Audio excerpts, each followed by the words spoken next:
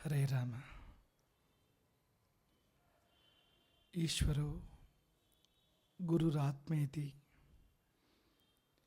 ಮೂರ್ತಿಭೇದ ವಿಭಾಗಿನೈ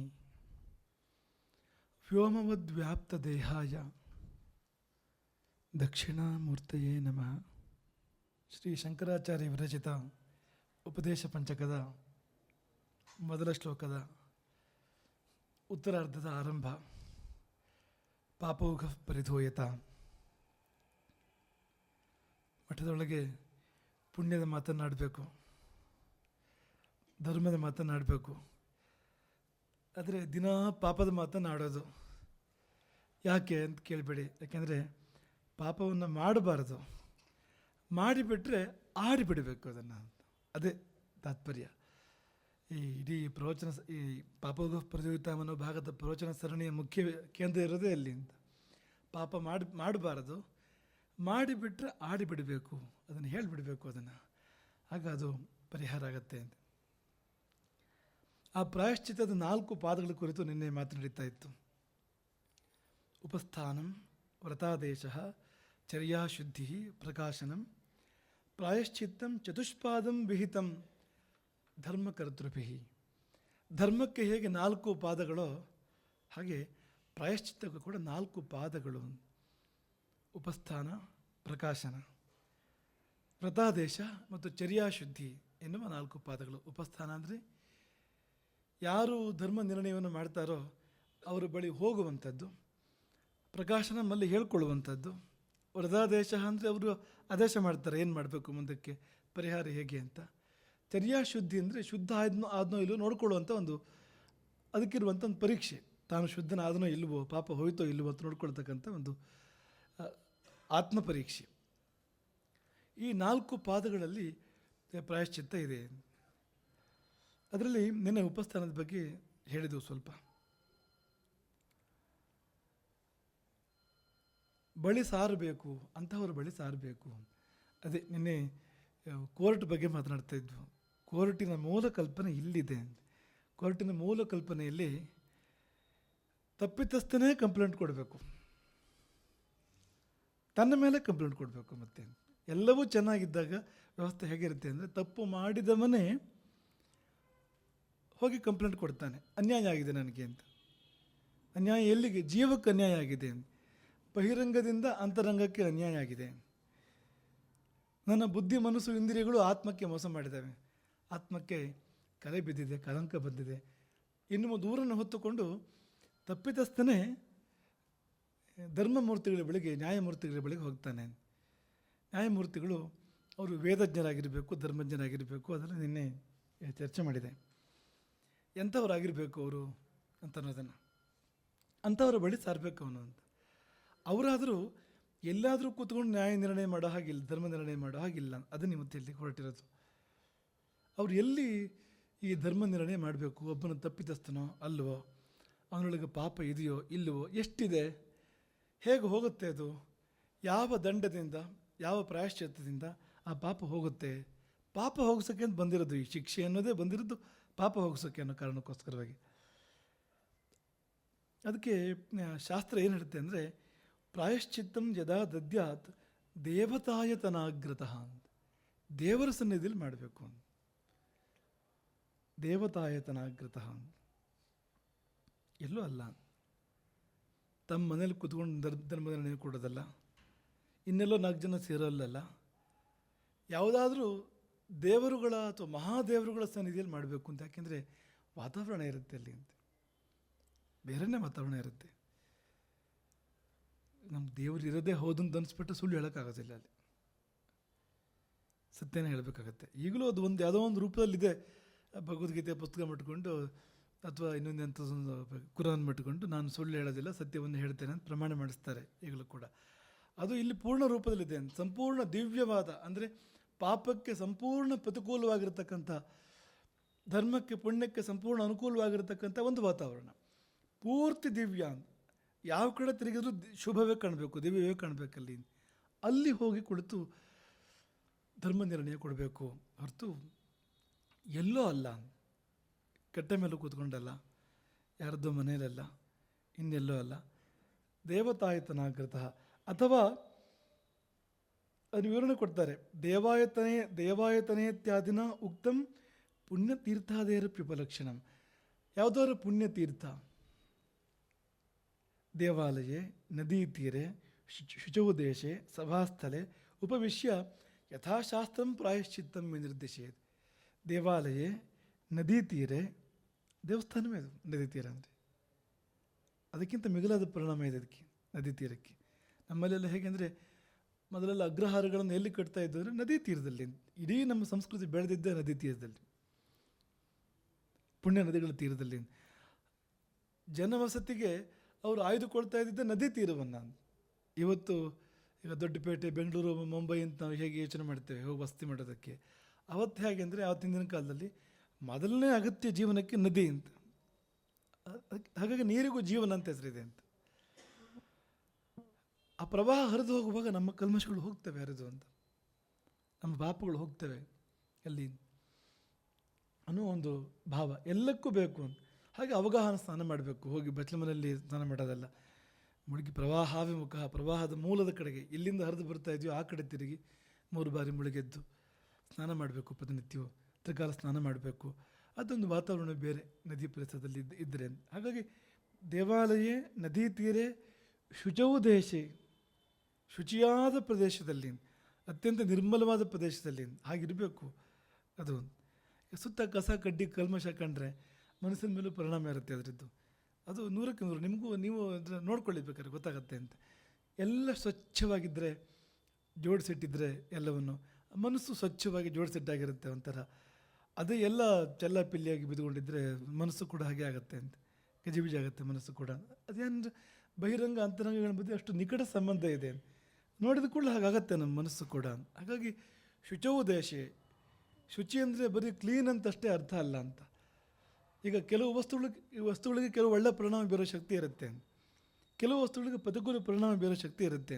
ಈ ಒಳ್ಳೆ ವೈಬ್ರೇಷನ್ ಕೊಡೋಂಥ ವಸ್ತುಗಳ ಮಧ್ಯದಲ್ಲಿ ಈಗ ಒಳ್ಳೆ ಹೂವು, ತುಳಸಿ ಇರ್ಬೋದು, ಉದಾಹರಣೆ ಹೇಳ್ತಾ ಇರೋದು, ನ್ಯಾಯವಾದ ಧೂಪದ ಪರಿಮಳ ಇರ್ಬೋದು. ಇವಕ್ಕೆ ಒಂದು ಪಾಸಿಟಿವ್ ವೈಬ್ರೇಷನ್ ಕ್ರಿಯೇಟ್ ಮಾಡೋಂಥ ಶಕ್ತಿ ಇದೆ ಅವುಗಳಿಗೆ ಅಂತ. ಹಾಗಾಗಿ ಅಂತಹ ಒಂದು ಪರಿಸರದಲ್ಲಿ ಸಭಾಸ್ಥಳದಲ್ಲಿ ಉಪವಿಶ್ಯ ಕೂತ್ಕೊಂಡು ಹೇಳುವಂಥ ಯಥಾಶಾಸ್ತ್ರಂ ಪ್ರಾಯಶ್ಚಿತ್ತಂ ನಿರ್ದಿಶೇತ್, ಇಷ್ಟಿದೆ ಅಂತ. ಹಾಗಾಗಿ ಅಂದರೆ ವ್ಯಕ್ತಿಯ ಯೋಗ್ಯತೆ, ಯಾರು ಹೇಳಬೇಕು ನ್ಯಾಯವನ್ನು ಅಂದರೆ ನಿಜವಾಗಿ ಗೊತ್ತಿರೋನು ಹೇಳಬೇಕು ಅದನ್ನು ಅಂತ. ನಿಜವಾಗಿ ಗೊತ್ತಿರೋನಾದರೂ ಒಬ್ಬನೇ ಸಾಕು, ಅಧ್ಯಾತ್ಮವಿದ್ ತಮಃ ಅಂತ ಒಬ್ಬನೇ ಸಾಕು. ಇಲ್ಲ ಅಂದರೆ ಅಷ್ಟು ತೂಕ ಬರೋದಕ್ಕೆ 4 ಜನ ಸೇರ್ಕೊಂಡು ಮಾಡಿ ಅದನ್ನು ಅಂತ. 4 ಜನ ಜ್ಞಾನಿಗಳು ಸೇರಿಕೊಂಡು ನ್ಯಾಯ ನಿರ್ಣಯ ಕೊಡಿ. 4 ಜನವೋ 3 ಜನವೋ 5 ಜನವೋ, ಪಂಚಾವರ, ಚತುರವರ, ತ್ರಿವರ, ಪರಿಷತ್ತು ಅವರು ಸೇರ್ಕೊಂಡು ಮಾಡಿ ಅದನ್ನು. ಹಾಗೆ ಸ್ಥಳ ಅಂದರೆ ವ್ಯಕ್ತಿ, ದೇಶ, ಕಾಲ 3 ಹೇಳಿದ್ದಾರೆ ಅಂತ.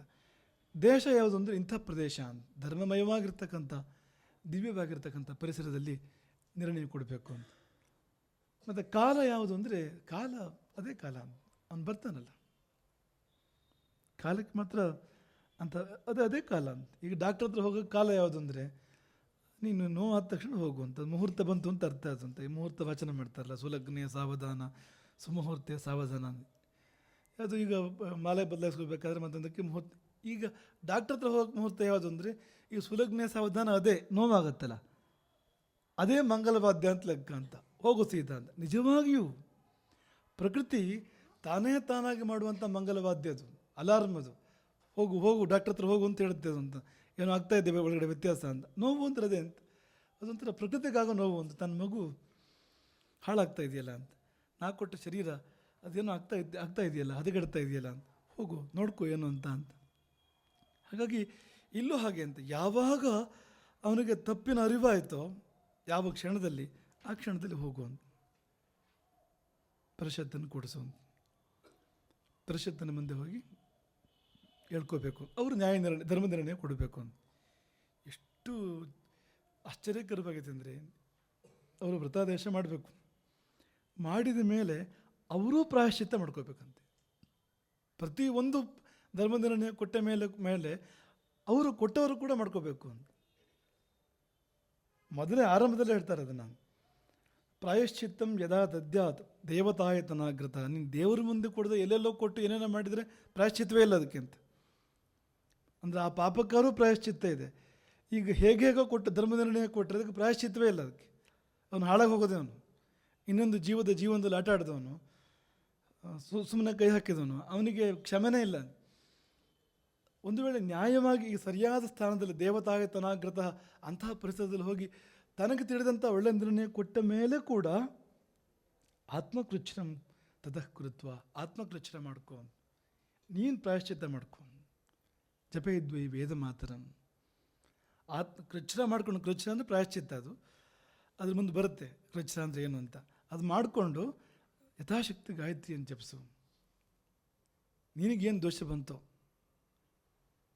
ಹೇಳ್ಬೇಕಾದ್ರೆ, ಏನು ಅಂದರೆ ಎಷ್ಟಂದ್ರೂ ನೀನು ದೇವರಲ್ವಲ್ಲ, ಚೂರು ಏನಾದ್ರು ಹೆಚ್ಚು ಕಡಿಮೆ ಮಾಡಿರ್ಬೋದು ನೀವು ಅಂತ ಕೃಚ್ಛ್ರ ಮಾಡ್ಕೋ ಅದಕ್ಕೆ. ಸ್ವಾತ್ಮಶುದ್ಧ್ಯರ್ಥಂ ನೋಡಿ, ಏವಂ ಪ್ರಾಯಶ್ಚಿತ್ತಂ ವಿನಿರ್ದಿಶ್ಯ ಅನಂತರಂ ನಿರ್ದೇಷ್ಟಾರ ಸರ್ವೇ. ಆ ಪರಿಷತ್ತಲ್ಲಿ 5 ಇದ್ದರೆ 5 ಜನ, 4 ಇದ್ದರೆ 4 ಜನ, 3 ಇದ್ದರೆ 3 ಜನ ಜಡ್ಜ್ಗಳು, ನ್ಯಾಯಮೂರ್ತಿಗಳು. ಈ ಎಲ್ಲರೂ ನಿರ್ದೇಷ್ಟಾರ ಸರ್ವೇ ಸ್ವಾತ್ಮಶುದ್ಧ್ಯರ್ಥಂ, ಅವರ ಆತ್ಮದ ಶುದ್ಧಿಗೋಸ್ಕರವಾಗಿ ತತ್ ಪ್ರಾಯಶ್ಚಿತ್ತಾನುಸಾರೇಣ ಕಿಂಚಿತ್ ಕೃಚ್ಛ್ರಂ ಚರಿತ್ವ, ಕೃಚ್ಛ್ರಾಚರಣೆ ಮಾಡಿ ವೇದಮಾತೆ ಗಾಯತ್ರಿಯನ್ನು ಯಥಾಶಕ್ತಿ ಜಪಿಸಬೇಕು ಅವರು. ಎಷ್ಟು ತೂಕ ಇದೆ ಅದಕ್ಕೆ ನೋಡಿ, ಎಷ್ಟು ಜಾಗೃತೆ ಹೇಳಿದ್ದಾರೆ ಅಂತಂದರೆ, ಎಷ್ಟು ಸೂಕ್ಷ್ಮ ಹೋಗಿದ್ದಾರೆ ಅವರು ಅಂತ. ಸ್ಥೂಲವಾಗಿ ನೋಡಿದರೆ ನೀನು ಪಾಪ ಚಿಂತನೆ ಮಾಡಿರ್ತೀಯ ಅಷ್ಟು ಹೊತ್ತು, ನಿನ್ನ ಮನಸ್ಸಲ್ಲಿ ಪಾಪ ಆಡಿರುತ್ತೆ. ಅವನು ಪಾಪಿಯೇ ಹೋದು ಅಂತಾರೆ, ನೀನು ಅವನ ಗಾಳಿ ನೀನು ಬಂದಿರುತ್ತೆ. ಆ ಸಮಯದಲ್ಲಿ ಅವನು ಮಾಡಿದ್ದನ್ನು ನೀನು ಮನಸ್ಸಲ್ಲಿ ಮಾಡಿರ್ತೀಯ ಒಂದು ಅರ್ಥದಲ್ಲಿ, ಅಂದರೆ ಪೂರ್ತಿ ಹಾದು ಹೋಗಿರುತ್ತೆ ನಿನ್ನ ಮನಸ್ಸು ಅದ್ರ ಮೇಲೆ. ಶುದ್ಧ ಮಾಡ್ಕೊ ಅಂತ, ಏನಲ್ಲ ಅಂದರೂ ಕೂಡ ಇಷ್ಟಂತೂ ಇದ್ದೇ ಇದೆ ಅಂತ, ಅಲ್ಲಿಂದ ಅಷ್ಟೊಂದು ಶುದ್ಧ ಮಾಡ್ಕೊ, ವಾತಾವರಣ ಸರಿ ಮಾಡ್ಕೊ ಒಳಗಿಂದ. ಇನ್ನು ಭಾಳ ಮುಖ್ಯವಾದ್ದು, ನೀನು ಏನು ಹೇಳಿದೆಯೋ ಯಾರಿಗೂ ಗೊತ್ತು ಅಂತ, ನೀನು ಹೇಳಿದ ಪೂರ್ತಿ ಸರಿಯಾಯಿತೋ ಇಲ್ವ ಅಂತ ಅಷ್ಟರ ಮೇಲೂ ಅವರಿಗೆ ಆತಂಕ ಅಂತ ಶಾಸ್ತ್ರಕಾರರಿಂದ. ಅವ್ರ ಬಗ್ಗೆನೂ ಚಿಂತೆ ಅಂತ, ಹೇಳೋರ ಬಗ್ಗೆನೂ ಚಿಂತೆ ಅಂತ, ಅವರು ಚೆನ್ನಾಗಿರ್ಬೇಕಲ್ಲ ಅಂತ ದಿವಸ ಹೇಳೋರು ಇಂಥದ್ದನ್ನು. ಹಾಗಾಗಿ ಏನಕ್ಕೂ ಇರಲಿ, ನೀನು ಪ್ರಚನೆ ಮಾಡು, ನೀನು ಆತ್ಮಶುದ್ಧಿ ಮಾಡ್ಕೊ ನೋಡಿ. ಈಗೆಲ್ಲ ಅಂದರೆ ನಂತರದ ಕಾಲಗಳು ಏನಾಗಿದೆ ಅಂದರೆ, ಅವರು ಸ್ವಯಂ ಶುದ್ಧರು ಕಾಯಂ ಅಂತ ಅನ್ಕೊಂಡ್ಬಿಟ್ಟಿದ್ದಾರೆ ಅಂತ. ಹಾಗಿಲ್ಲ ಅಂತ. ಇದೇನು ಮಾಡುತ್ತೆ ಅಂದರೆ, ಕೊನೆ ಪಕ್ಷ ನನಗೂ ಶುದ್ಧಿ ಬೇಕು, ನಾನೇನು ಸರ್ವಜ್ಞ ಅಲ್ಲ, ಸರ್ವಶಕ್ತ ಅಲ್ಲ, ಸರ್ವಶುದ್ಧ ಅಲ್ಲ, ನಾನು ತಪ್ಪು ಮಾಡ್ತೇನೆ, ನನಗೂ ಶುದ್ಧಿ ಬೇಕು ಅನ್ನೋ ಪ್ರಜ್ಞೆ ಅಂತೂ ಇರುತ್ತೆ. ಪ್ರತಿ ಸತಿ ಇವ್ರು ಮಾಡ್ಕೋತಾನಲ್ಲ, ಪ್ರತಿ ಸಾರಿ ಅವನು ಕೃಚ್ಛಾಚರಣೆ ಮಾಡಿ ಪ್ರಾಯಶ್ಚಿತ್ತ ಮಾಡ್ಕೊಳ್ಬೇಕಾದ್ರೆ ತನ್ನ ಬಗ್ಗೆ ಅವನಿಗೊಂದು ವಿನಯ ಬರುತ್ತೆ ಕೊನೆ ಪಕ್ಷ ಅಂತ, ಶುದ್ಧಿ ಪ್ರಜ್ಞೆ ಬರುತ್ತೆ. ಮತ್ತು ಅದ್ರ ಮೂಲಕ ಅವ್ರು ಏನು ಹೇಳ್ತಿದ್ದಾರೆ ಅಂದರೆ, ಎಷ್ಟು ಶುದ್ಧನಾಗಿರ್ಬೇಕು ಅವನು ಅಂತ, ಎಷ್ಟು ಶುದ್ಧನಾಗಿರ್ಬೇಕು ಅವನು ಅಂತ. ಅಂದರೆ ಹೇಳಿದ್ದಕ್ಕೋಸ್ಕರ ಪ್ರಾಯಶ್ಚಿತ್ತ ಮಾಡ್ಕೊಳ್ಳೋಷ್ಟು ಶುದ್ಧನಾಗಿರ್ಬೇಕು ಅವನು ಅಂತ. ಇಷ್ಟಕ್ಕೆ ಅವನಿಗೆ ಅಷ್ಟು ಬಿಳಿ ಬಟ್ಟೆ ಅದು ಅಂತ, ಒಂದು ಚೂರು ದೂರದಾಗಿರೋ ಕೂಡ ಕಾಣಿಸುತ್ತೆ ಅಲ್ಲಿ ಅಂತ, ಅಂಥ ಬಿಳಿ ಬಟ್ಟೆ ಅದು ಅಂತ ಲೆಕ್ಕ ಅವನು ಪರಿಷತ್ತಿನ ಸದಸ್ಯನಾಗುವನು ಅಂತ. ಅವನಿಗಿಲ್ಲ. ಏಕೋವ ಅಧ್ಯಾತ್ಮವಿತ್ತಮಃ ಹೇಳ್ತಿಯಲ್ಲ, ಈ 3, 5, 4 ಬೇಕು ಈ ವೇದಜ್ಞರು ಶಾಸ್ತ್ರಜ್ಞರು ಧರ್ಮ ನಿರ್ಣಯ ಮಾಡೋದಾದರೆ. ಆದರೆ ಪರಿಪೂರ್ಣ ಅಧ್ಯಾತ್ಮ ವಿಧಾನ ಆದರೆ, ಪರಮಜ್ಞಾನಿ ಆದರೆ ಅವನಿಗೆ ದೇವತೆಗಳು ಕೂಡ ಹೀಗೆ ಅಂತ. ಅಲ್ಲೇ ವಿಷಯ ಬೇರೆ. ಇವರಿಗೆ ಉಪ್ಪು ಹುಳಿ ಖಾರ ತಿನ್ನೋರಿಗೆ ಇದೆಲ್ಲ ಇದೆ.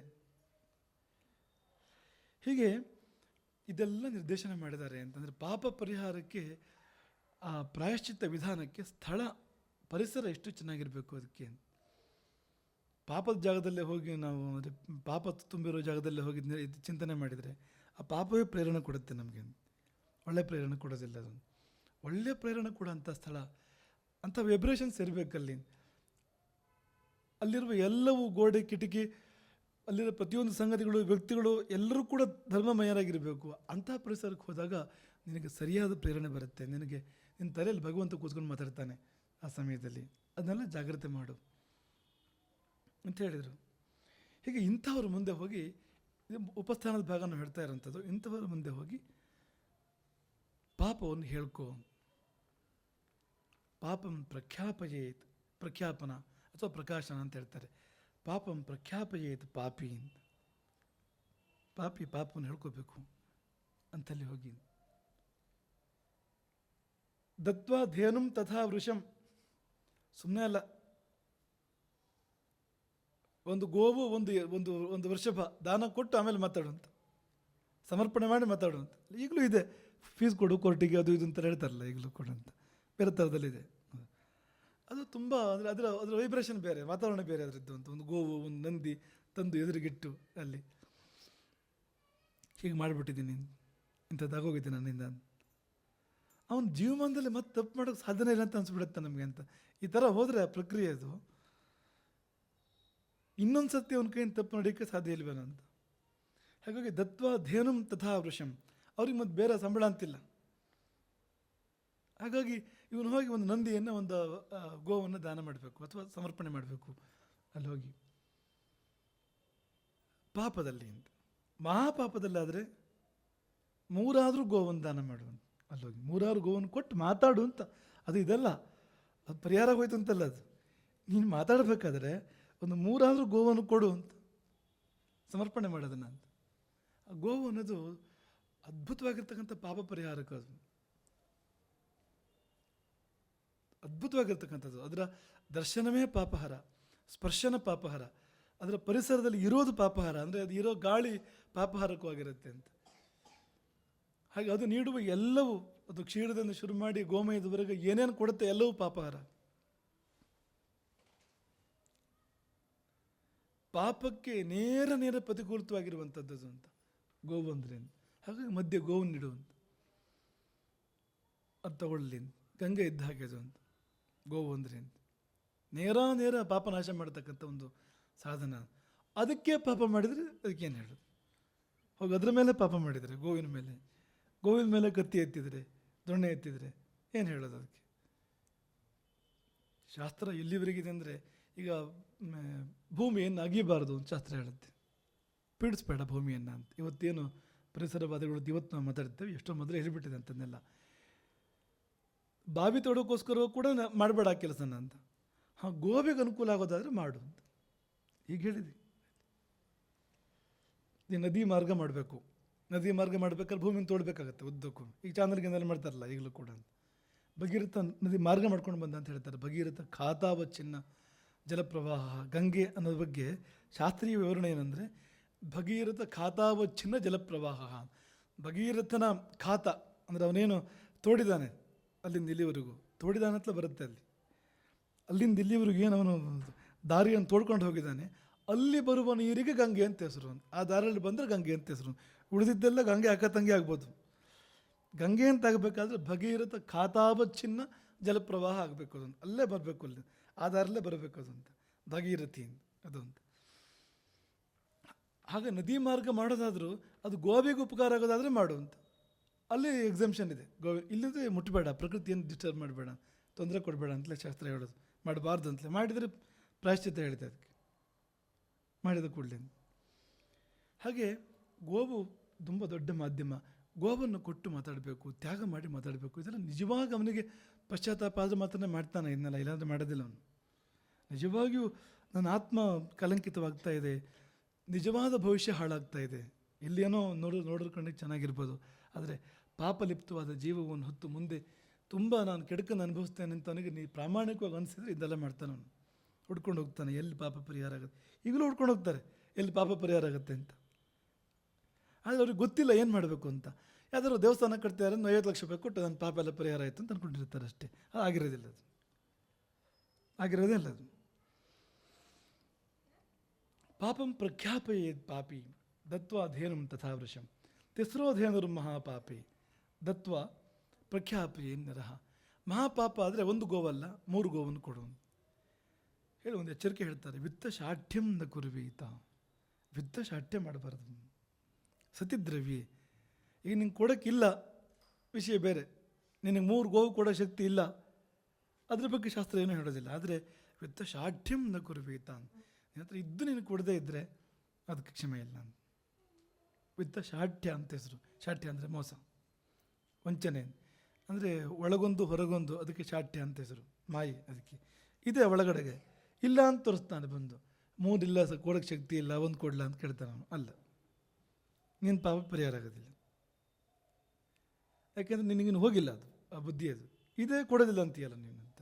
ಹಾಗಾಗಿ ವಿತ್ತ ಶಾಠ್ಯಂ ನ ಕುರ್ವೀತ ಸತಿ ದ್ರವ್ಯೇ ಫಲಪ್ರದಂ ವಿಜ್ಞಾಪ್ಯ ಪಾಪಂ ಸಭ್ಯಾನಾಂ ಕಿಂಚಿತ್ ದತ್ವ ವ್ರತಂ ಚರೇತ್. ಈ ವಿತ್ತಶಾಠ್ಯ ತುಂಬ ಮಾಡ್ತೀವಿ ನಾವೀಗ, ಇದ್ದು ಇಲ್ಲ ಅಂತ ಅನ್ನೋದು. ಈ ಸತ್ಯನಾರಾಯಣ ಕಥೆ ಕೇಳಿಬಿಟ್ರೆ ಸರಿಯಾಗಿ ಅದು ಹೋಗುತ್ತೆ, ಆ ಬುದ್ಧಿ ಹೋಗುತ್ತೆ ಅಂತ. ನಮ್ಮ ಚಿಕ್ಕ ವಯಸ್ಸಲ್ಲಿ ನಮಗೆ ಅದು ನೆನಪು, ನಮಗೆ ಹಿರಿಯರ ಪುರಾಶ್ರಮದ ಹಿರಿಯರ ಜೊತೆಗೆ ಹೋದಾಗ ಆ ಕಥೆ ಹೇಳ್ಬೇಕಾದ್ರೆ ಕೇಳಿದ್ರೆ ಭಾರಿ ಚುರುಕನಸಾಗಿದೆ ಅಂತ. ಅವನು ಸತ್ಯನಾರಾಯಣ ಕೇಳಿದಂತೆ ಹಡಗಲ್ಲಿ ಏನಿದೆ ಅಂತ. ಹಡಗಲ್ಲಿ 10 ರತ್ನಗಳು ತುಂಬಿತ್ತು, ಅದು ಎಲೆ ಬಳ್ಳಿ ತುಂಬಿದೆ ಅಂತ ಹೇಳಿದಂತೆ ಅವನು ಅಲ್ಲಿ. ಹೌದಾ, ಹಾಗೆ ಆಗಲಿ ಅಂತೇಳಿ ಹೋದ ಅವನು ಸತ್ಯನಾರಾಯಣ. ಯಾವುದೋ ವೃದ್ಧ ಬ್ರಾಹ್ಮಣ ರೂಪದಲ್ಲಿ ಬಂದಿದ್ದ ಅಂತ ಏನು ಇದೆ ಅಲ್ಲಿ. ಹಾಗೆ ಆಗಲಿ ಅಂತ ಹೋದ ಅವನು.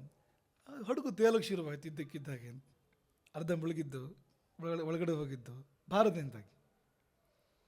ಎಲೆ ಬಳ್ಳಿ ಅಂದರೆ ಮತ್ತೆ ಭಾರ ಇಲ್ದಿರುತ್ತಲ್ಲಿ, ಅದು ತೇಲಕ್ಕೆ ಶುರುವಾಯಿತು ಅಂತ ನೋಡಿದರೆ ಬರೀ ಎಲೆ ಬಳ್ಳಿ ಇದೆ ಒಳಗಡೆಗೆ ಅಂತ. ಅದು ವಿತ್ತ ಶಾಠ್ಯಂನ. ಇದೇನು ಕೊಡ ವಿಷಯ ಬಂದಿಲ್ಲ, ಏನುಂಟು ಅಂತ ಕೇಳಿದಾನಷ್ಟೇ. ಕೊಡ ಪ್ರಸ್ತಾಪೆ ಬಂದಿಲ್ಲ. ಮನುಷ್ಯ ಎಷ್ಟು ಜಾಗ್ರತೆ ಮಾಡ್ತಾನೆ ಅಂದರೆ ಇನ್ನು ಕೊಡಬೇಕಾದಂಥ ಈಗ ಅನಿವಾರ್ಯತೆ ಏನಿಲ್ಲ, ಎಲ್ಲಿಯಾದರೂ ಕೇಳಿಬಿಟ್ರೆ ಅಂತ ಅಲ್ಲೇ ಕಟ್ ಮಾಡು, ಮೊದಲೇ ಕಟ್ ಮಾಡೋದನ್ನ ಅಂತ. ಇಂತಹ ಬುದ್ಧಿ ಮನುಷ್ಯರಿದ್ದು ಅಂತ. ಆ ವಿತ್ತ ಶಾಠ್ಯ ಅಂತ ಅದಕ್ಕೊಂದು ಎಲ್ಲೊಂದು ನೋಡಿದ ಕಥೆ ಭಾಳ ಅದ್ಭುತವಾಗಿದೆ. ಅದು ವ್ಯಾಪಾರಿ ದೇವರಿಗೆ ಬತ್ತಿಡ್ತಾನವನು, ವ್ಯಾಪಾರಿ ಭಾಳ ಜೋರಾಗಿದೆ. ಹಾಂ, ದೇವರಿಗೆ ಬತ್ತಿಡ್ತಾನವನು. ಹಡಗು ಮುಳುಗೋಕ್ಕಾಗಿರುತ್ತೆ, ಇನ್ನೇನು ಆಗಲೋ ಈಗಲೋ ಮುಳುಗುತ್ತಾನೋ ಸನ್ನಿವೇಶ ಇದ್ದಾಗ ಅದು ಎಲ್ಲರೂ ಪ್ರಾರ್ಥನೆ ಮಾಡ್ಕೊಂಡಂತೆ, ದೇವರೇ ಕಾಪಾಡು ಕಾಪಾಡು ಅಂತ. ಆದರೆ ಚಂಡಮಾರುತ ಕಡಿಮೆ ಆಗಲಿಲ್ಲ. ಒಬ್ಬ ಮಹಾ ಜಿಪುಣ ಇದ್ದಾರೆ ಅವ್ರ ಪೈಕಿಯಲ್ಲಿ, ಕೆಟ್ಟ ಜಿಪುಣ ಇದ್ದ. ಉಳಿದವ್ರು ಹೇಳಿದ್ರಂತ ನೀನೇನಾದ್ರು ಹರಕೆ ಮಾಡಿದರೆ ಉಳಿಬೋದು ಅಂತ, ನಿನ್ನ ಕಾಯ್ತಿರೋದು ದೇವರು ಅಂತ. ಅದಕ್ಕೆ ಅವನು ಕೊನೆಗೇನು ಮಾಡೋದು, ಅದಕ್ಕೆ ಅನಿವಾರ್ಯ ಮುಳುಗೇ ಬಿಡುತ್ತೆ ಅಂತ ಆದಾಗ ಹರಕೆ ಮಾಡಿದಂತೆ. ಏನಂದರೆ ಬೆಲೆ ಬಾಳೋ ಹೊಸದಾಗಿ ಕಟ್ಟಿದ ನನ್ನ ಮನೆ ಇದೆಯಲ್ಲ ಅದನ್ನು ಕೊಟ್ಬಿಡ್ತೀನಿ, ಕೂಡಲೇ ಶಾಂತ ಆಗೋದು ಚಂಡಮಾರುತ ಅಂತ. ಅವನಿಗೆ ಬೇಜಾರಾಗೋಯ್ತು. ಯಾಕೆಂದರೆ ಜೀವ ಉಳಿದಿದ್ದ ಹೋದಾದರೂ ಜೀವಕ್ಕಿಂತ ದೊಡ್ಡದು ದುಡ್ಡು ಅಂದರೆ ಅಂತ, ಅದು ಹೋಯ್ತಲ್ಲ ಹೋಗುತ್ತಲ್ಲ ಅಂತ, ದೇವರಿಗೆ ಕೊಡಬೇಕಲ್ಲ 10 ಕೋಟಿ ಅಂತ ಅವನಿಗೆ ಬೇಜಾರಾಗೋಯ್ತು ಅಂತ. ಅವನು ಏನು ಮಾಡ್ತಾನೆ ಅಂತ ಉಳಿದವರಿಗೆ ಭಾರಿ ಕುತೂಹಲ. ಪರಮ ಕಂಜೂಸಿ ಅವನಿಗೆ. ಹೋಗಿ ಏನಾದ್ರು ಅವನು ಮಾಡೋದು ಹೋದ, ಅವನು ಏನು ಮಾಡ್ತಾನೆ ನೋಡಬೇಕು ಅಂತ. ಅವನು ಎಂಥ ಪ್ರಚಂಡ ಅಂದರೆ ದೇವರಿಗೆ ಅವನು ಮಾಡ್ತಾನೆ ವ್ಯವಸ್ಥೆನ ಅಂತ. ಹೋಗಿ ಅದನ್ನು ಹರಾಜಿಗಿಟ್ಟನಂತೆ. ಇದನ್ನೇ ದೇವರು ತೊಗೊಂಡು ಏನು ಮಾಡ್ತಾನೆ, ಮನೇನೆ. ಹಾಗಾಗಿ ಅದು ಬೇಡ, ಅದ್ರ ಬದಲಿಗೆ ಅದನ್ನು ಹರಾಜು ಮಾಡಿ ಬರೋ ದುಡ್ಡನ್ನು ದೇವ್ರಿಗೆ ಕಾಣಿಕೆ ಹಾಕ್ಬಿಡ್ತೇನೆ ಅಲ್ಲಿ. ರಾಜ ಬಂದಂತೆ ಹರಾಜಿಗೆ. ಅವನೇ ಮೊದಲು ಕೇಳಿದ್ದ, ಅವನು ಕೊಟ್ಟಿರಲಿಲ್ಲ ಮನೆಯನ್ನು. ಹಾಗಾಗಿ ಏನಪ್ಪ ಇಷ್ಟು ಹೇಳ್ತೀಯ, 10 ಕೋಟಿ ಹೇಳ್ತೀನಿ ನಾನು. ಯಾಕೆ ಕೊಡ್ತೀನಿ, ಕೊಡಲ್ಲ ಅಂತ ಹೇಳಿದ್ದೀರ? ಇಲ್ಲ ಕೊಡ್ತೀನಿ, ಕೊಡೋ ಸಂದರ್ಭ ಬಂದಿದೆ, ಕೊಡ್ತೀನಿ. ಆದರೆ 10 ಕೋಟಿ ಯಾವುದಕ್ಕೆ ಅಂದರೆ ಅವರೊಂದು ಬೆಕ್ಕು ಕಟ್ಟಾಕಿದ್ದಾನೆ ಮುಂದಕ್ಕೆ ಅಲ್ಲಿ. 9,99,99,999 ರೂಪಾಯಿ ಬೆಕ್ಕಿಗೆ, ₹1 ಕಟ್ಟಡಕ್ಕೆ. ಅವನಿಗೆ ಈಗ ತಲೆಗೆಲ್ಲ ಕೆಟ್ಟಿದೆ ನಿನಗೆ, ಬೆಕ್ಕಿಗೆ ಯಾರಾದರೂ ಅಷ್ಟೆಲ್ಲ ಕೊಡ್ತಾರ ದುಡ್ಡು, ಇದಕ್ಕೆ ₹1 ಏನಾಗಿದೆ ನಿನಗೆ ಅಂತ. ಅಲ್ಲಿ ನನ್ನ ಕಂಡೀಷನ್ ಆಗಪ್ಪ, ತಗೊಳ್ಳಿ ಇಲ್ಲ ಇಲ್ಲ ಅಂತ. ರಾಜನಿಗೆ ಭಾವನೆ ಬೇಕಿತ್ತು, ತಗೊಂಡಂತೆ ರಾಜ. ಇವನು ₹1 ಹುಂಡಿ ಹಾಕಿದಂತೆ ಆಮೇಲೆ ದೇವರಿಗೆ. ಯಾಕೆ ಹರಾಜು ಬೆಕ್ಕಿನ ದುಡ್ಡು, 9,99,00,000 ಅದು ಬೆಕ್ಕಿಂದದು, ಬೆಕ್ಕಿಗೆ ಇಟ್ಟಿದ್ದದು. ಇದು ₹1 ಕಟ್ಟಡದ್ದು ಅಂತ ಹೋಗಿ ದೇವರಿಗೆ ಹಾಕಿದ ₹1. ಇಂಥವರು ಕಾನೂನು ಪ್ರಕಾರ ದೇವರಿಗೂ ಕಷ್ಟ ಇದೆ. ಅಂದರೆ ಅವನು ಹೇಳಿದಂತೆ ಮಾಡಿದ ನಾನಂತ. ಇದಕ್ಕೇನು ಬೆಲೆ ಬೇಡತ್ತೋ ಆ ಬೆಲೆ ಕೊಟ್ಟಿದ್ದೇನೆ ಅಂತ. ಅದರ ಚೂರು ಇಟ್ಕೊಂಡಿಲ್ಲ ನಾನಂತ, ಎಲ್ಲವನ್ನು ಕೊಟ್ಟಿದ್ದೇನೆ ಅಂತ. ಅದರಲ್ಲಿ ಕೊಟ್ಟಿದ್ದು ಹೌದೇ. ಆದರೆ ಎಂಥ ಪ್ರಚಂಡ ಅಂದರೆ ಅದ್ರ ಲೆಕ್ಕದಲ್ಲಿ ಇವನಿಗೆ 9,99,99,00,000 ಬರೋ ಹಾಗೆ ಮಾಡಿಕೊಂಡು ₹1 ಮಾತ್ರ ಆ ಕಡೆ ಹೋಗೋ ಹಾಗೆ. ಇನ್ನು ದೇವರಿಗೆ ಹೀಗೆ ಮಾಡೋದಾದ್ರೆ ಅವರು ಇನ್ನು ರೆಕಾರ್ಡ್ ಹಿಂದೆ ಮುಂದೆ ಮಾಡೋದು ಏನು ಕಷ್ಟ ಇದೆ ಅಂತ. ಈ ಮನುಷ್ಯರ ವ್ಯವಸ್ಥೆಯಲ್ಲಿ ಇವತ್ತಿನ ಕಾಲದ ಸರ್ಕಾರ ಕೋರ್ಟು ಏನು ದೊಡ್ಡ ಮಾತದು ಅಂತ. ಅದೇ ಜಾತಿ ಇರೋದು ಇವತ್ತು ಕೂಡ ಅಂತ, ಅದೇ ಜನ ಇರೋದು, ಅದೇ ಜಾತಿ ಇರೋದು ಅಂತ. ಈ ಕಥೆ ಯಾರೋ ಮನುಷ್ಯನ ಮನಸ್ಸಿಗೆ ಹೊಡೆದಿರ್ಬೇಕಲ್ವಾ, ಅದು ನಡೀತಾ ಇಲ್ಲ, ಒಬ್ಬನ ಮನುಷ್ಯನ ಮನಸ್ಸಿಗೆ ಹೊಡೆದಿರ್ಬೇಕಲ್ವ, ಅದೇ ಜೀನು ಇರೋದು ಇವತ್ತು. ಹಾಗಾಗಿ ಹೇಳ್ಬೇಕಾಗಿ ಬಂತು, ಒಂದು ವಿತ್ತ ಶಾಠ್ಯಂ ನ ಕುರ್ವೀತ, ಅದೆಲ್ಲಕ್ಕೂ ಸೇರಿ ಒಂದು ಚೆಕ್ ಇಟ್ಟರು. ವಿತ್ತ ಶಾಠ್ಯ ಮಾಡಬಾರ್ದು ಅಷ್ಟೇ. ಹಾಗಂದರೆ ನೀನೇ ನೋಡ್ಕೊ, ಹಾಗಂದ್ರೆ ಹೇಳೋದು ನಿನಗೆ ಗೊತ್ತಾಗುತ್ತೆ, ನಿನ್ನ ಆತ್ಮಕ್ಕೆ ಗೊತ್ತಾಗುತ್ತದೆ. ನಿಜವಾಗಿ ಹೇಳು, ಬೆಕ್ಕಿಗಂತ ಕೊಟ್ಟಿದ್ದದು 9,99,00,000 ಲಕ್ಷ. ನಿಜವಾಗಿ ಹೇಳು, ನಿಜವಾಗಿ ಯಾವುದಕ್ಕೆ ಅಂತ ಕೊಟ್ಟಿದ್ದದು? ಸುಮ್ಮನೆ ಬೆಕ್ಕಿಡು ನೋಡೋಣ. ಈ ಕಟ್ಟಡ ತಗೊಂಡವನು ಬೆಕ್ಕು ತಗೊಳ್ಳೇಬೇಕು. ಕಟ್ಟಡಕ್ಕೆ ₹1, ಬೆಕ್ಕಿಗೆ 9,99,00,000. ಬರೀ ಬೆಕ್ಕಿಟ್ಟು ಹರಾಜು ಮಾಡಪ್ಪ ನೋಡೋಣ. ಹಾಗಾಗಿ ವಿತ್ತ ಶಾಠ್ಯಂ ನ ಕುರ್ವೀತ ಸತಿ ದ್ರವ್ಯೇ ಫಲಪ್ರದಂ. ಇಷ್ಟ ಆದಮೇಲೆ ವ್ರತಾದೇಶ ಮಾಡ್ತಾರೆ ಅವರು. ಅದ್ರ ಬಗ್ಗೆ ಇನ್ನೂ ಹೋಗೋಣ, ವ್ರತಾದೇಶದ ಬಗ್ಗೆ. ಆಗ ಜವಾಬ್ದಾರಿ ಹೇಳ್ತಾರೆ. ಅದು ನಿನ್ನೆ ಹೇಳಿದ್ದು ನಾವು. ಹೇಳಬೇಕಾದ್ರೂ ನೋಡ್ಕೊಂಡು ಹೇಳು. ದೇಶಂ ಕಾಲಂ ವಯಸ್ ಶಕ್ತಿಂ ಪಾಪಂಚ ಅವೇಕ್ಷ್ಯ ಯತ್ನತಃ ಅವೇಕ್ಷ್ಯ. ಪ್ರಯತ್ನಪೂರ್ವಕವಾಗಿ ನೋಡಬೇಕು. ನೀನು ಜೀವ ಒತ್ತೆ ಇಟ್ಟು ನೋಡು, ಎಚ್ಚರದಲ್ಲಿ ಎಚ್ಚರವಾಗಿ ನೋಡು. ದೇಶ ಎಲ್ಲಿ ನಡೆದಿದೆ, ಕಾಲ ಯಾವಾಗ ನಡೆದಿದೆ, ವಯಸ್ಸು, ಆ ವಯಸ್ಸೇನು, ಮಾಡಿದವನ ವಯಸ್ಸೇನು, ಶಕ್ತಿ, ಅವನ ಶಕ್ತಿ ಏನು, ಅಂದರೆ ಲಿಂಗ ಯಾವುದು, ಸ್ತ್ರೀಲಿಂಗವೋ ಅಂದರೆ ಹುಡುಗಿ ಸ್ತ್ರೀಯೋ ಪುರುಷನೋ ಮುದುಕನೋ ನೋಡಿ ಹೇಳು ಅಂತ. ಪಾಪಂಚ ಅಂತ. ಪಾಪ ಏನು, ಪಾಪ ಎಂಥದ್ದು. ಒಂದು ಹತ್ಯೆ ಅಂತಲೇ ತಗೊಂಡ್ರು ಅದು ಎಲ್ಲ ಒಂದೇ ಥರ ಇರೋದಿಲ್ಲ ಅಂತ. ಈಗ ಅದಕ್ಕೆ ಯಾಕೆ ಇದನ್ನು ಹೇಳೋದು ಅಂದರೆ, ಈಗ ಹತ್ಯೆ ಮಾಡಿದರೆ ಅದಕ್ಕೆ ದಂಡ ಇದೆ, ಅದಕ್ಕೆ ಪ್ರಾಯಶ್ಚಿತ್ತ ಇದೆ, ಅದಕ್ಕೆ ಶಿಕ್ಷೆ ಇದೆ ಅದಕ್ಕೆ. ಆದರೆ ಕೊಲ್ಲೋಕ್ಕೆ ಬಂದವನನ್ನು ಹತ್ಯೆ ಮಾಡಿದರೆ ಆತತಾಯಿ ವಧಾರ್ಹಣ. ಆತತಾಯಿ ಅಂತ ಹೆಸರು. ಶಸ್ತ್ರ ಎತ್ಕೊಂಡು ಬರೋಣ ಕೊಲ್ಲಕ್ಕೆ ಅಂತ ನಮ್ಮನ್ನು. ಅವನನ್ನು ಕೊಂದರೆ ಪಾಪವೇ ಅಲ್ಲ ಅಂತ ಹೇಳುತ್ತೆ ಶಾಸ್ತ್ರ. ಪಾಪವಿಲ್ಲ ಅಲ್ಲಿ. ಅದಕ್ಕೆ ಹೇಳಿದ್ರು ನೋಡ್ಕೊಂಡು ಹೇಳು ಅಂತ. ಎಲ್ಲಿ ನಡೀತು, ಯಾವಾಗ ನಡೀತು, ಅದು ಹೇಗೆ ನಡೀತು, ಅದು ಪಾಪ ಅಂದರೆ ಅದು ಹೇಗೆ ನಡೀತದು ಅಂತ. ಆ ಹೇಗೆ ನಡೀತು ಅನ್ನೋದ್ರ ಮೇಲೆ ನಿಂತಿದೆ ಪಾಪ ಅಂತ ಅನ್ನೋದು ಅಂತ. ಯಾವ ರೀತಿ ನಡೀತದು, ವಯಸ್ಸೇನು ನೋಡು ಅಂತ. ಯಾವುದೋ ವಯಸ್ಸಲ್ಲಿ ಪಾಪವೇ ಅಲ್ಲದೆ ಇರ್ಬೋದು ಅದು.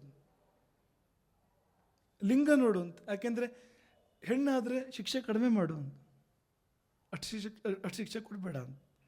ಮುಪ್ಪಿನ ಮುದುಕಾದರೆ ಅವನ ದೇಹ ನೋಡು ಅಂತ, ಅದಕ್ಕೆ ತಕ್ಕಂತೆ ಕೊಡು ಶಿಕ್ಷೆಯನ್ನು. ಎಷ್ಟು ನೋಡಿ ಹೇಳಬೇಕು ಅಂತ ಹೇಳಿದ ಮೇಲೆ ಪ್ರಾಯಶ್ಚಿತ್ತ ಮಾಡ್ಕೋತಾನವನು. ನಾವು ಹೇಳೋಕ್ಕೆ ಭಾಳ ಆಸಕ್ತಿಕರವಾದ ಭಾಗ ಇದೆ. ಆ ಪ್ರಾಯಶ್ಚಿತ್ತ ಮಾಡ್ಕೊಂಡ್ಮೇಲೆ ಆಯಿತೋ ಇಲ್ಲೋ ನೋಡೋಕ್ಕೊಂದು ವಿಧಾನ ಹೇಳಿದ್ದಾರೆ. ಅದೊಂದು ಚೂರು ಹೇಳಿ ಇವತ್ತು ಸಮಾಪ್ತಿ ಮಾಡ್ತೇವೆ. ಶುದ್ಧಿ ಆಯಿತು ಅವ್ರು ನೋಡ್ಕೋಬೇಕು ಅವನು ಅಂತ. ಪ್ರಾಯಶ್ಚಿತ್ತ ಹೇಳ್ತಾರೆ, ಪ್ರಾಯಶ್ಚಿತ್ತ ಮಾಡ್ತಾನೆ. ಮಾಡಿದ ಮೇಲೆ ಹೋಯ್ತೋ ಇಲ್ಲೋ ಪಾಪ ನೋಡ್ಕೋಬೇಕು ಅವನು. ಹೇಗೆ ನೋಡ್ಕೊಳ್ಳೋದು, ಭಾರಿ ಚಂದದ ಪರೀಕ್ಷೆ ಹೇಳಿದ್ದಾರೆ ಅದಕ್ಕೊಂದು.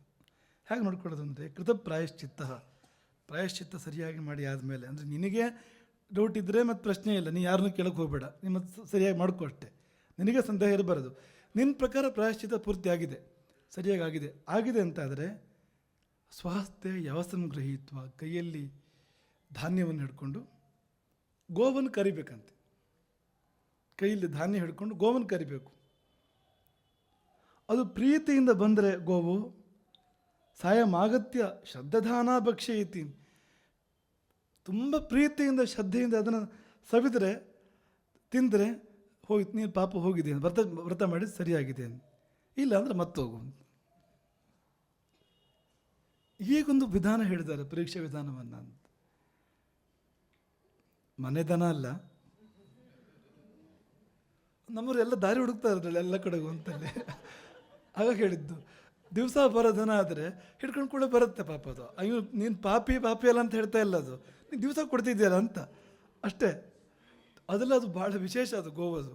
ಅಂದರೆ ಆ ಸಮಯ ಗೊತ್ತಾಗತ್ತೆ ಅದಕ್ಕೆ ಅಂತ, ಸರಿಯಾದ ಸಮಯ ಸರಿಯಾದ ಅದೆಲ್ಲ ತುಂಬ ಪ್ರಜ್ಞೆ ಅದಕ್ಕೆ ಅಂತ. ನಾವು ಎಷ್ಟೋ ಕಡೆ ಪ್ರವಚನದಲ್ಲಿ ನಮ್ಮ ಹೇಳಿದ್ದು ನಿಮಗೂ ಗೊತ್ತಿದೆ. ಅದು ನೀವು ಕೊಡ್ತಾ ಇದ್ದರೆ ಸರಿಯಾಗಿ 12 ಗಂಟೆಗೆ ಕೊಡ್ತಾ ಇದ್ದರೆ, ನೀವು ಸರಿಯಾಗಿ 12 ಗಂಟೆಗೆ ಗೋವಿಗೆ ನೀವು ಏನೊಂದು ನಿರ್ದಿಷ್ಟವಾದ ಗೋವಿಗೆ ನಿರ್ದಿಷ್ಟವಾಗಿ ಏನೋ ಕೊಡ್ತೀರಿ ನೀವು ಅಂದರೆ ಸರಿಯೇ ಅದೇ ಸಮಯಕ್ಕೆ ಬರುತ್ತೆ.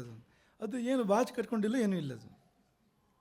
ಅದು ಹೇಗೆ ಗೊತ್ತಾಗುತ್ತೋ ಅದಕ್ಕೆ. ಗಂಟೆ ಅಂದರೆ ಈಗ ನಿಜವಾಗಿ ಗಂಟೆ ದಿವಸನೂ ಒಂದೇ ಇರೋದಿಲ್ಲ ಈಗ. ಯಾಕೆಂದರೆ ವಾಚಲ್ಲಿ ಗಂಟೆ ಅದೇ ಇದ್ದರು ನಿಜವಾದ ಗಂಟೆ ವ್ಯತ್ಯಾಸ ಆಗುತ್ತೆ ಅಂತ. ಯಾಕೆಂದರೆ ಸೂರ್ಯೋದಯ ವ್ಯತ್ಯಾಸ ಆಗುತ್ತಲ್ಲ, ಸೂರ್ಯೋದಯ 4 ನಿಮಿಷ ಮುಂದಕ್ಕೆ ಹೋಗುತ್ತೆ, ಹಿಂದಕ್ಕೆ ಬರುತ್ತೆ. ನಿಜವಾದ ದಿನ ವ್ಯತ್ಯಾಸ ಆಗ್ತಾ ಇರುತ್ತೆ ಅಂತ ನಮಗೆ ಭ್ರಮೆ ಅಷ್ಟೇ. ಇದು ಗಡಿಯಾರ ಕಟ್ಕೊಂಡವರಿಗೆ.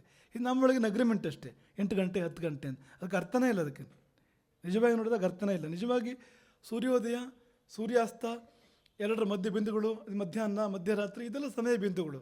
ಅದು ಒಂದೇ ಥರ ಇರೋದಿಲ್ಲ, ವ್ಯತ್ಯಾಸ ಆಗ್ತಾ ಇರುತ್ತೆ. ಅದು ಪಕ್ಕಾ ಗೊತ್ತು ಅದಕ್ಕೆ. ಆ ನಿಜವಾದ ಸಮಯನೂ ಗೊತ್ತು, ಅಡ್ಜಸ್ಟ್ ಮಾಡಿ ಇದು ಎಷ್ಟಾಯಿತು ಅಂತಲೂ ಗೊತ್ತು ಅದಕ್ಕೆ ಅಂತ. ಈಗ ಇವತ್ತು 12 ಗಂಟೆ ಬಂದಿದ್ದು, ನಾಳೆ 12 ಗಂಟೆ 4 ನಿಮಿಷಕ್ಕೆ ಬರಲ್ಲ ಅದು. ಅಂದರೆ ಅಷ್ಟು ಮುಂದೋಗಿರ್ತಾನೆ ಸೂರ್ಯ. ಆ ಥರ ಮಾಡಲ್ಲ ಅದು ಅಡ್ಜಸ್ಟ್ ಮಾಡ್ಕೊಳ್ಳುತ್ತೆ. ಅದು 4 ನಿಮಿಷ ಅಂದರೆ ಹಿಂದೆ ಹಾಕ್ಕೊಡುತ್ತೆ ಅಂತ ಲೆಕ್ಕ, ಅದ್ರ ಗುಡಿಯಾರ ಅನ್ನೋದು ಅಂತ. 12ಕ್ಕೆ ಸರಿಯಾಗಿ ಬರುತ್ತೆ ಮತ್ತದು ಅಂತ. ಅಂತಹ ಪ್ರಜ್ಞೆ ಇದೆ ಅದಕ್ಕೆ ಅಂತ, ಸಮಯ ಪ್ರಜ್ಞೆ ಅಂತ. ಬೇರೆ ಬೇರೆ ಅನೇಕ ಪ್ರಾಣಿಗಳಿಗೂ ಇರುತ್ತೆ ಬಿಡಿ ಆ ರೀತಿ ಇದ್ದದ್ದು ಅಂತ.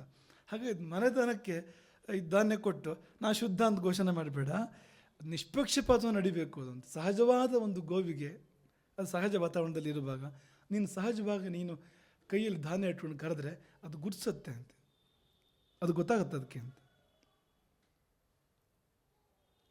ಅದು ನಿರ್ಧಾರ ಮಾಡುತ್ತೆ ಅಂತ ನಿನ್ನ ಕೈಲಿ ತಗೋಬೇಕು ಬೇಡ ಅಂತ. ತಗೊಂಡ್ರು ಅದು ಅದಕ್ಕೊಂದು ಶಬ್ದ ಸೇರಿಸಿದ್ದಾರೆ, ಅದು ಹೊಸವಾರು ಬಂದು ತಿನ್ಬೋದು. ಅದಕ್ಕೆ ಶ್ರದ್ಧಾನ ಭಕ್ಷ್ಯ ಐತಿ, ತುಂಬ ಪ್ರೀತಿಯಿಂದ ತಗೊಳುತ್ತೆ ಬಂದು, ಅದನ್ನು ಪ್ರೀತಿಯಿಂದ ಸೇವಿಸುತ್ತೆ. ಅದನ್ನು ಸೇವಿಸಿದರೆ ನೀನು ಶುದ್ಧ ಅಂತ ಲೆಕ್ಕ ಅಂತ. ಅಂದರೆ ಇದೆಲ್ಲ ಆದರ್ಶದ ಕಾಲದ ಮಾತುಗಳು, ಇದನ್ನು ನಮ್ಮ ಮನಸ್ಸಲ್ಲಿಟ್ಕೊಳ್ಬೇಕು ಅಂತ.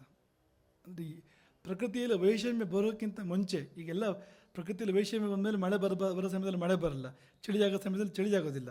ಅಂದರೆ ಇದೆಲ್ಲ ಪ್ರಕೃತಿನೇ ಅಸ್ತವ್ಯಸ್ತ ಆದಾಗ ಅಸ್ತವ್ಯಸ್ತಗಳು ಕೊಂಚ ಬರ್ಬೋದು, ಅದು ಬೇರೆ ಮಾತು.